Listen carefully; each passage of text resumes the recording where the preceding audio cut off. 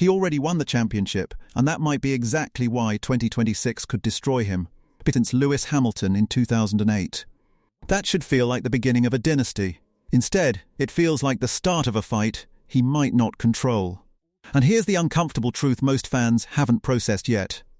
The defending champion is not the favourite. George Russell is. Bookmakers, early testing signals, and paddock expectations are all pointing toward Mercedes' rising star as the man most likely to win the 2026 title. Even Norris himself openly admits Russell is the massive favourite and believes he will become world champion, if not this season, then soon. Think about how strange that is. The champion, publicly backing someone else. That's not confidence, that's pressure wearing a polite smile. Because motivation after winning a title is one of the most dangerous psychological moments in motorsport.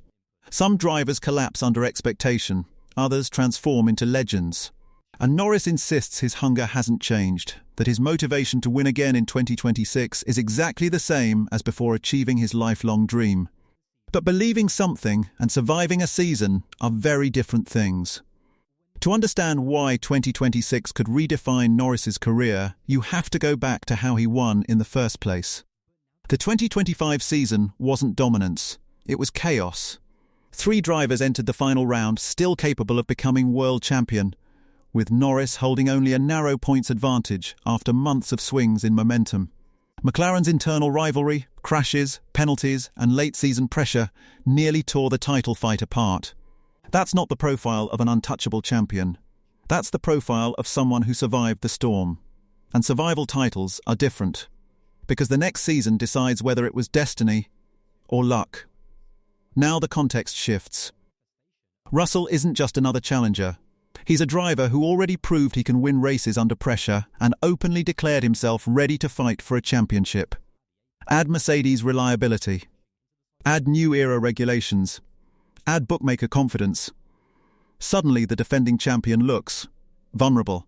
And vulnerability is where real F1 drama begins. But here's the twist nobody is talking about. Norris might actually be less pressured now. After finally achieving the dream he chased his entire life, he's openly said he would still be happy even if he never won another championship again. That sounds peaceful, healthy, balanced. It also sounds dangerous in a sport built on obsession, because Formula One rarely rewards calm satisfaction. It rewards drivers who are slightly irrational, the ones who cannot stop chasing more. So the real mystery of 2026 isn't pace. It's psychology. Is Norris now freer than ever, or softer than ever? And this is where the rivalry becomes personal.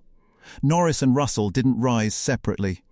They entered Formula One together after battling in junior categories, Russell even winning their Formula 2 fight before both reached the grid. That shared history matters, because rivalries built over years don't disappear when one driver wins a title. They intensify, especially when the other driver becomes the favourite. So imagine the emotional equation forming before the first race even begins. Russell, the hunter, expected to win.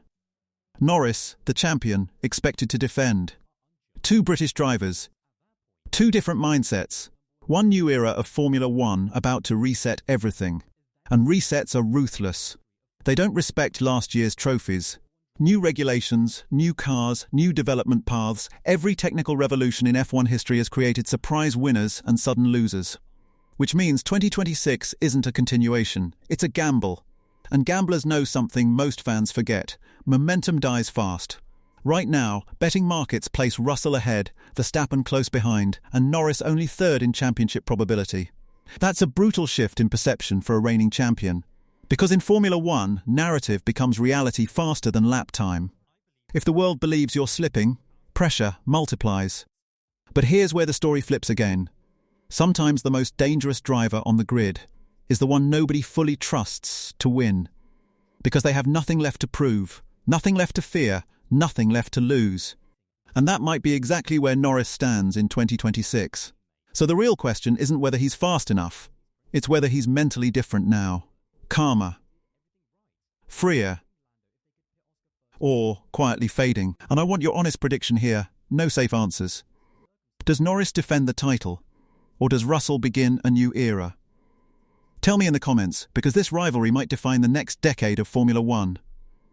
And if you're enjoying this kind of deep story F1 analysis, you already know, tap like so the algorithm realizes motorsport politics is more dramatic than most TV shows. And if you secretly want more of these hidden story breakdowns, consider subscribing. No pressure, just championship-level persuasion. Because the final truth of this story is still coming. Here it is. 2026 isn't just Norris's title defense. It's his identity test. Was 2025 the start of a dynasty, or the peak of a single perfect season? History gives us both endings, champions who win once and disappear, and champions who win once, then change the sport forever. Right now, Norris stands exactly between those two futures. Behind him is a lifelong dream already completed. Ahead of him is a grid that suddenly believes someone else is next. That's why this season matters more than the last one ever could. Because winning proves you're great, but defending proves you're legendary. And until the lights go out in Australia, we won't know which story 2026 is about to tell. So if you want to understand the next hidden power shift already forming on the grid, the one that could decide this championship before mid-season, watch the video on your screen now. Because Norris survived 2025. But 2026 is a completely different fight.